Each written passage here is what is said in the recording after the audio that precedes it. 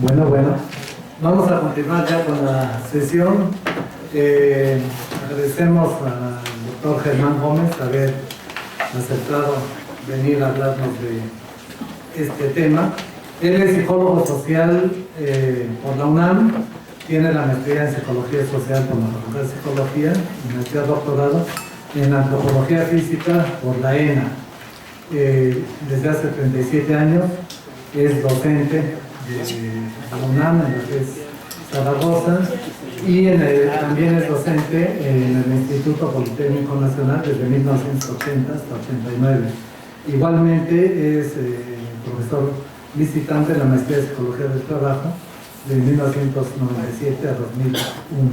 Tiene varios trabajos publicados. Como editor coordinador tiene 6 libros.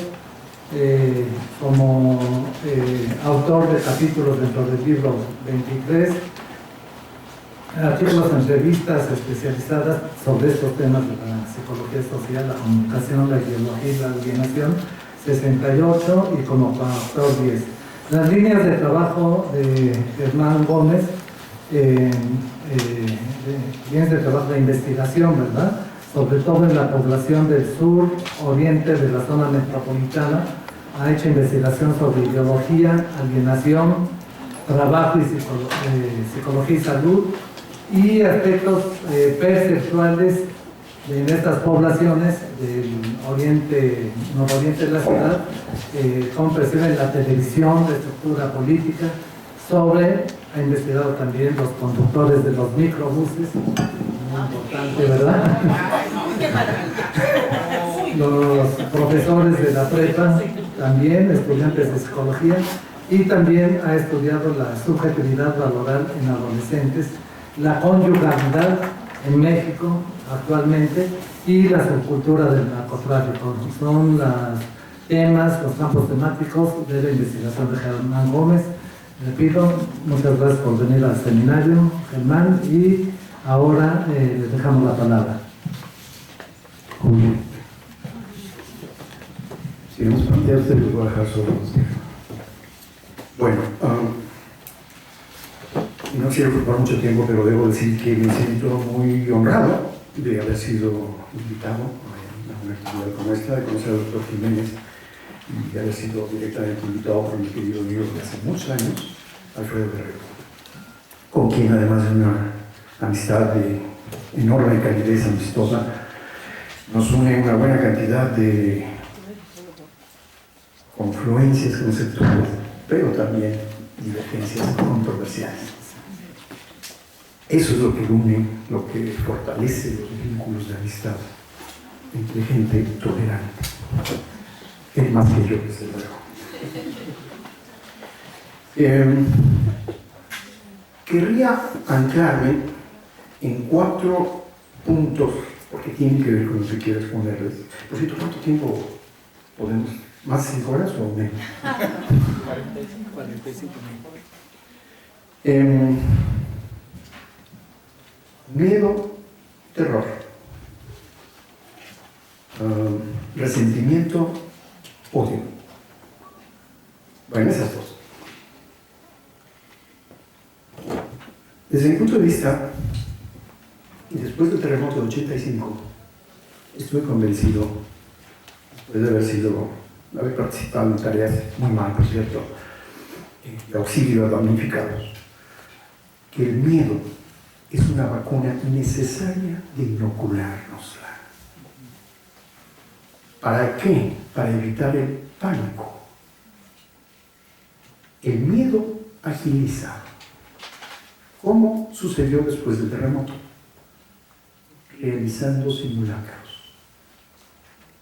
Antes del 85 no había entendimiento pleno del grave riesgo en que la Ciudad de México existe. Riesgo único. Este es un territorio en el que probablemente es imposible prever cuándo va a temblar. Y si los temblores serán oscilatorios o transitorios. No sabemos. Lo que sí sabemos es que va a temblar.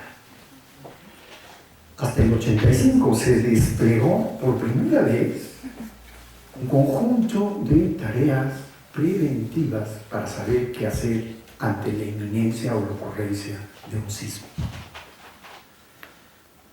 Es decir, para eso fue necesario inyectar miedo, para evitar pánico a la hora de la ocurrencia del suceso. Ahí tenemos una divergencia. Pero el asunto no es de palabras. El asunto es que en condiciones de atemorizamiento estructural, la gente necesita cuidarse de los hechos atemorizantes. Y si no tenemos miedo de eso, no nos cuidamos, no prevemos.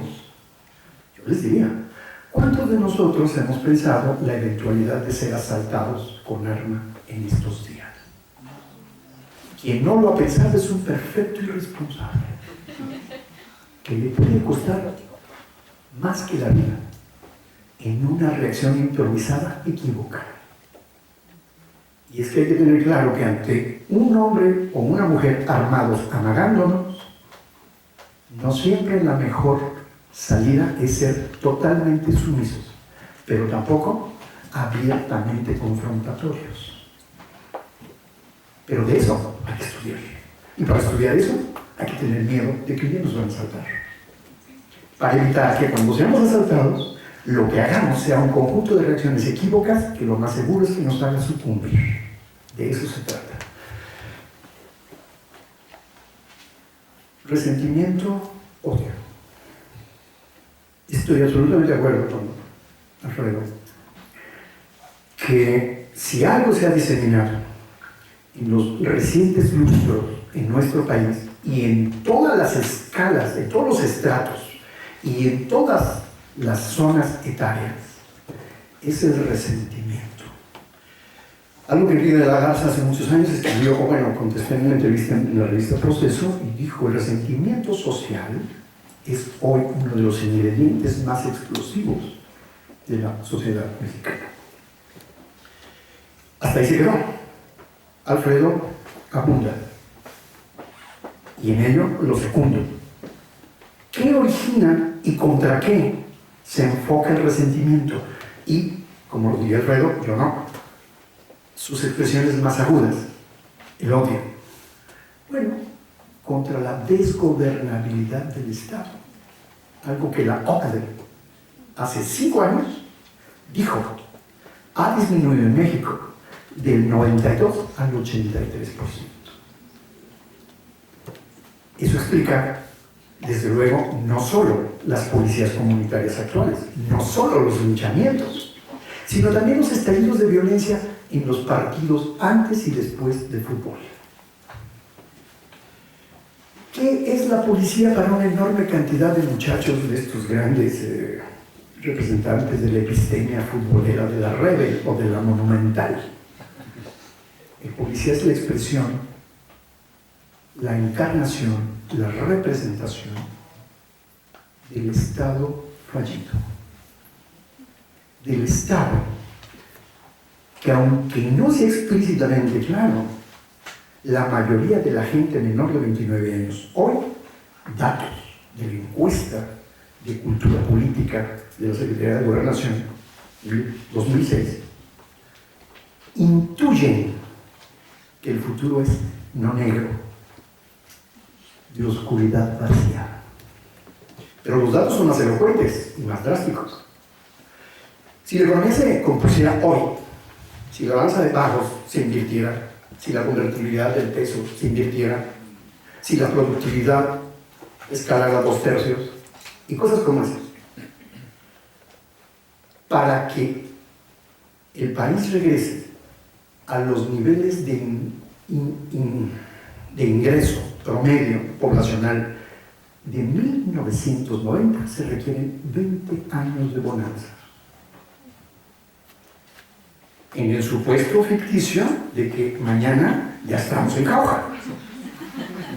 Pero ¿qué dicen los datos económicos? El doctor, un amigo nuestro, Alejandro Álvarez, del Instituto de Investigación de la Facultad de Economía, dice: Las cosas como están desde mediados de los 80 para acá, cuando se implanta el neoliberalismo en la economía y la política mexicana, presagia un futuro no menor de 18 años de profundización de los rasgos económicos inhibitorios de la vida decente. Y decente ya es un concepto económico de la población. ¿Qué es lo que tenemos ahora? El 75% es población económicamente activa, informal. Y el 34%, 26% restante, trabaja formalmente, pero más de la mitad de esa población ya trabaja bajo los sistemas del outsourcing. Sí, no hay dueños, no hay prestaciones al futuro. Bueno, ese es el futuro, claro. El resentimiento juvenil, me parece, se nutre de este suelo. Pero estamos hablando de la violencia y el narco. ¿Qué es eso? Y a mí me gusta mucho hablar, como psicólogo que soy, no es un pecado que ya me lo descubrió Alfredo, pues ahora tengo que aceptar y confesar todo. No se me puede quitar. Decimos, ¿es preocupante la violencia? Por supuesto. ¿Es preocupante en sus grados extremos como el homicidio? Pero de requete, por supuesto. A propósito de esta exageración que mi amigo originó una interpelación por ahí de que somos una sociedad perversa, creo que como Alfredo mismo lo aceptó, sí es una exageración. Pero el hecho de los, según el semanario Z, de 2006 a 2012, 112,000 muertos alrededor de la guerra contra el narco, según el gobierno, 46,000, según el proceso, con muchas otras fuentes periodísticas, 76,000. Estamos indicando algo que Ruiz Jarrell, fallecido hace 10 años, dijo con mucho énfasis. Cuando una sociedad ve incrementados los niveles del suicidio a tasas mayores que unos cuantos años antes, preocupa. Algo anda mal en la sociedad. Máxime si cuando la mayoría de quienes se suicidan son jóvenes. Pero agregó, sin embargo, eso no es tan preocupante. Lo verdaderamente indignante, inquietante, es que la tasa de homicidios se ha elevado 72 veces más que la tasa de suicidios. Es decir, ¿qué es peor? Cometer intento de cesación de la vida contra mí o contra otros. Es obvio. El suicidio es contra uno mismo.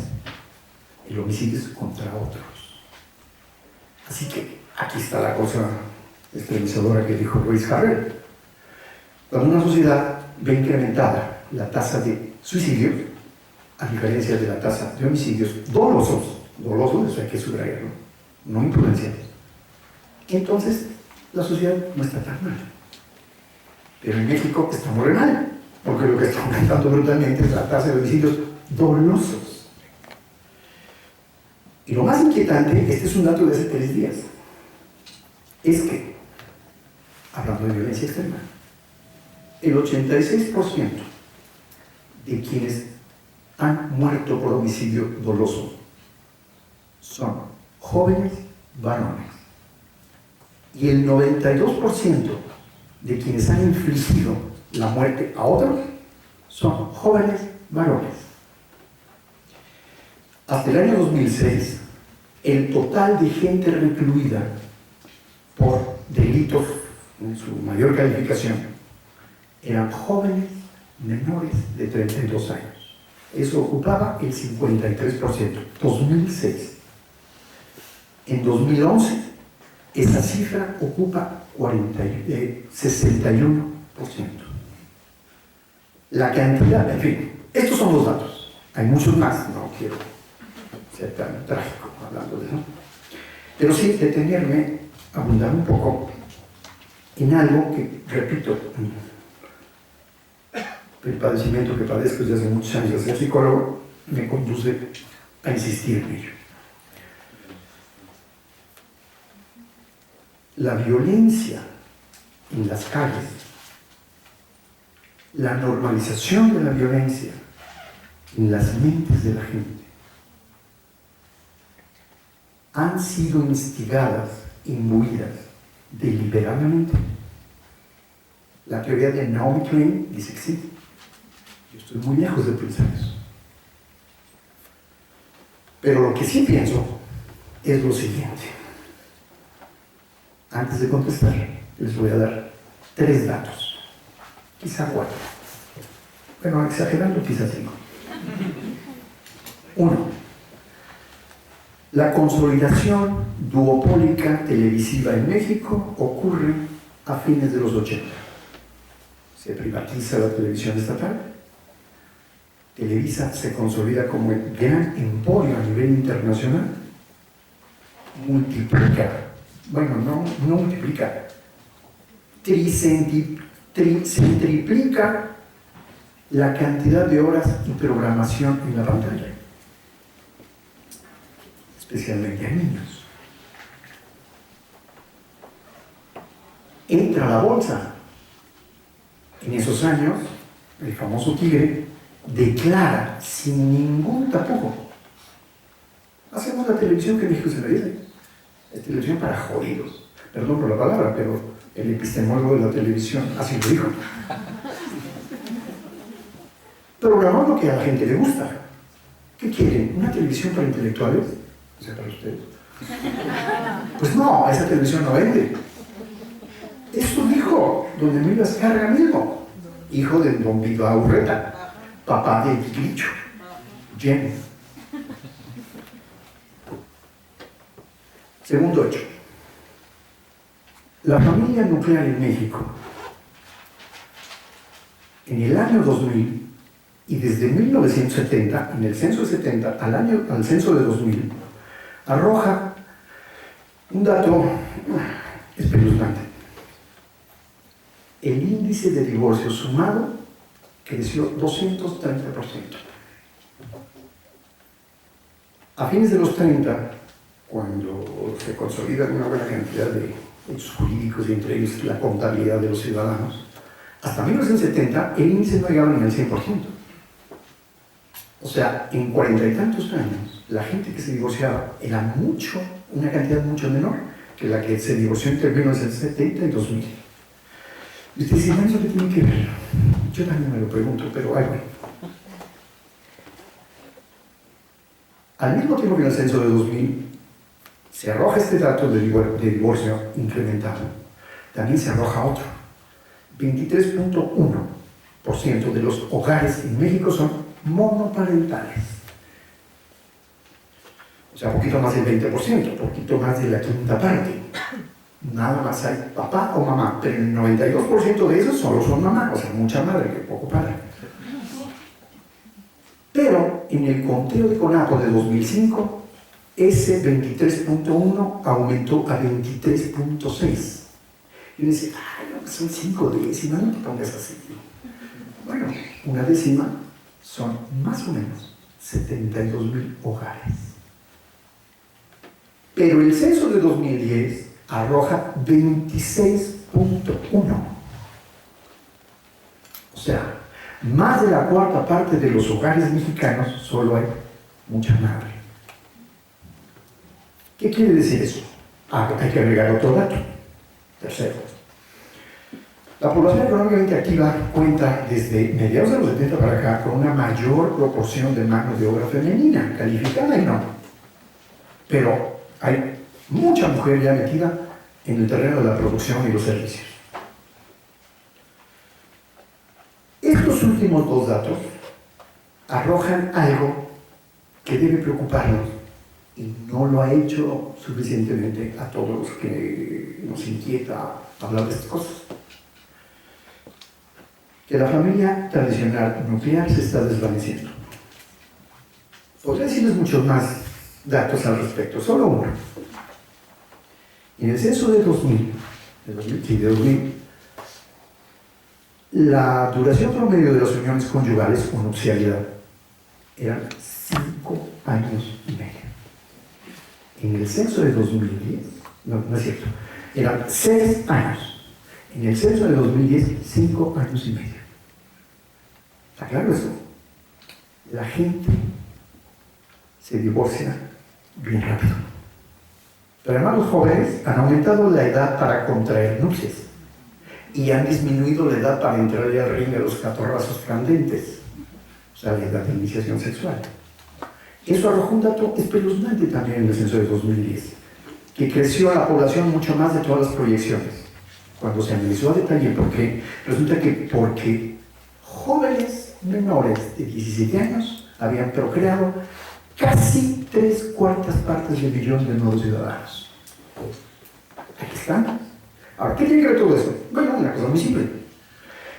Que una de las tareas tradicionalmente cumplidas por las familias tradicionales nucleares o tradicionalmente nucleares es la inculcación de los valores a las nuevas generaciones. Pero, si hablamos de una familia que en la 4ª parte ya no puede cumplir eso, ¿quién lo está cumpliendo? La televisión. La niñera televisiva. Cuando éramos niños, Alfredo y yo y algunos más, veíamos televisión desde las 4 de la tarde hasta las 8 de la noche. No podía verse más. Es decir, televisión infantil.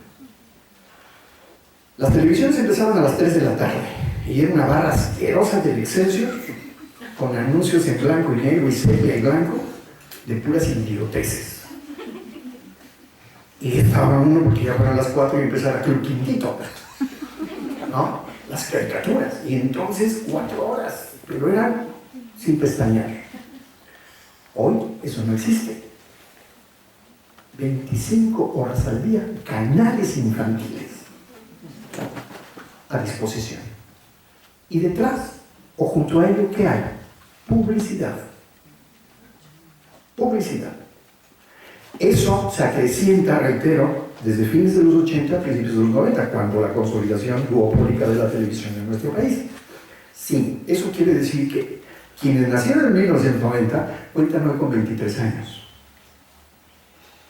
27. 20, 19. La 4ª parte de ellos se tragaron a Chabuelo con todo y sus anuncios de comida chatarra, más la programación de las 24 horas y media, no, de las 23 horas al día restantes. Esa población, quienes tienen hoy menos de 20 años, son quienes ocupan hoy el primer lugar en algo. Ya somos grandes, no como los ratones verdes, de obesigenia infantil. Somos el primer país consumidor de Coca-Cola, el primero en refrescos, en todo el mundo. Y somos el segundo en obesidad general. El primero en infantil, pero el segundo en obesidad general, por encima de los gringos, cuya comida es fast food. Eso quiere decir algo muy preocupante. Sí, ahora sí me concentro en lo que quiero exponer. Si tomamos en cuenta que el narcotráfico es una gran empresa, pero grandísima, que implica producción, distribución, servicios, inculcación de pautas de consumo.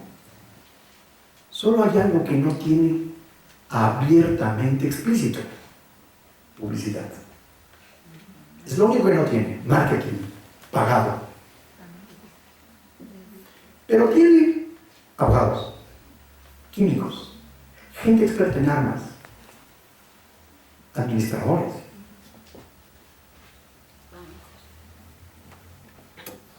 No sé si bancos, pero gente que maneja las finanzas, sí. Especialistas, no ayudantes de no, especialista.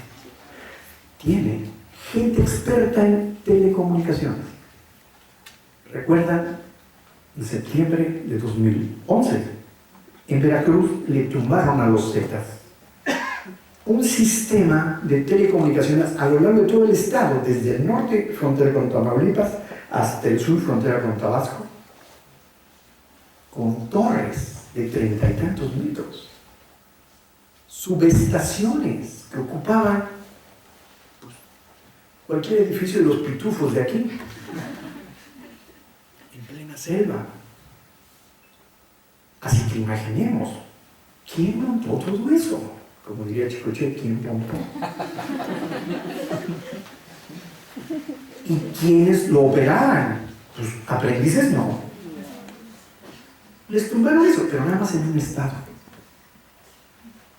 Bueno, me he preguntado, desde que hice un recuentito de estos, como cuántos financieros se necesitan para meter a las Islas Caimán $2,000 millones en un quinquenio. El cálculo es muy entretenido, por cierto, ¿eh? Pero bueno, preguntándome esas cosas me pregunté una, bueno, ¿tendrán psicólogos? O bueno, esto no sirve casi para nada, pero ¿tendrán comunicólogos? Eso sí, sí.